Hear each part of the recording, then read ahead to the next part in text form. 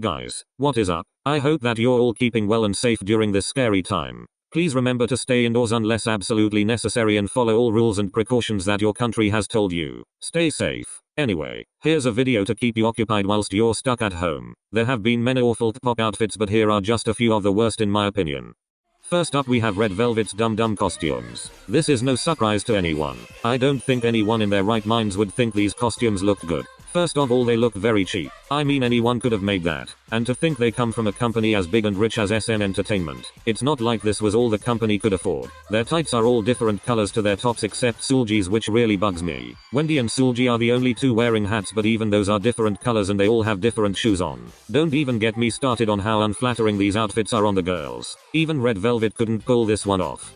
Next up, we have Everglow's debut stage costumes for the song Bon Bon Chocolate. I really like Everglow's recent stage outfits, but the Bon Bon Chocolate era is one I would like to forget. I'm going to look at all of the members individually. Shehaiyan's dress is cute and suited her well, but it just looks cheap. In my opinion, it wasn't terrible but could have been a lot better. I think Yiren's outfit for this stage is probably the nicest out of the group. It's nothing special, but she looks nice in it and it doesn't look as cheap as the others. Aisha's outfit is okay. The top's cute, but she just kind of looks like she's going out with her friends, not debuting on national television. Here is where we get into the worst outfits of the group. Maya's two-piece had the potential. I can see where the stylists were going with it, but it just wasn't executed well at all. It didn't suit her, and worst of all, it didn't fit her properly. The jacket kept rising up and it looked very odd and unflattering, and the red pointy boots are just a no-no. EU and Onda were the worst outfits by far. Everglow have a girl crush concept, so I don't know who thought it would be a good idea to put these girls in tutus. Onda looks like she's just going to a 5-year-old's birthday party. It does not fit the group's concept at all. And EU's outfit is just a mess. Nothing goes together at all. The top is pretty boring, but it had the potential to be a cute look with her big black chunky boots, but then their stylists thought it would be a good idea to ruin it with this multicolored tutu. This was their debut stage, so it would have been a lot of people's first impressions of the group. I'm just going to leave this here because I could rant about these costumes all day.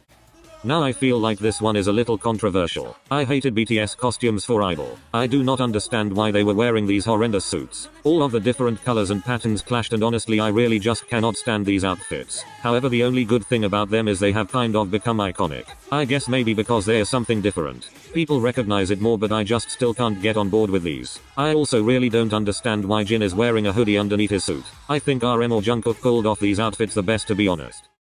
Okay, sorry, but we have another Red Velvet outfit. I'm going to be honest. Some of their costumes I really liked. But let's be real, Red Velvet have had a lot of awful outfits throughout the years. In my opinion, almost every costume used to promote Zimzalabim was terrible. The group were not dressed cohesively and the outfits were just all over the place. So I'm going to show you multiple outfits from some of their Zimzalabim stages. First up, what are these? Irene is the only member with an okay outfit. It's nothing special, but it's not particularly ugly. All of the other members look like they let a toddler dress them. None of it goes together at all, and it's just really weird. Let's take a look at another Zimzalabim stage. Would you look at that? The costumes are no better. Again, they are all over the place. There is not a theme or a concept at all, and Wendy just looks completely out of place in her outfit. I don't even have anything left to say for the next stage. Again, I feel sorry for Wendy in particular. Now we have Somi. I actually like most of Somi's debut stage costumes. I think they really suited her and they worked well with the backup dancers' costumes as well, but there is one in particular that I really dislike. I don't even know what is going on here. Her backup dancers have nicer outfits than she does. She's wearing a weird blue corset type thing on top of a printed tee. The corset looks ill-fitting and just not great, and it really doesn't suit the grungy vibe of the top that she's wearing underneath. I also don't like her under the knee boots that lace all the way up. Major 2012 vibes.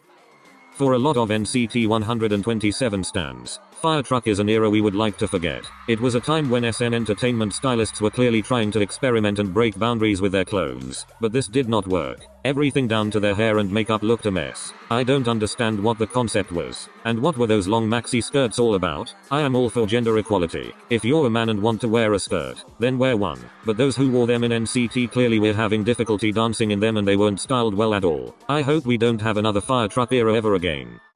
Lighthearted is a group whose outfits always really bother me. They often look like 4 solo artists because their costumes are rarely ever similar. They are constantly wearing different patterns, colors and styles to each other, and it is really off-putting. I understand that they are a mixed gender group, so it's harder to have similar outfits, but they could at least all wear the same colors or something. I love Card, but it really puts me off when they look like soloists.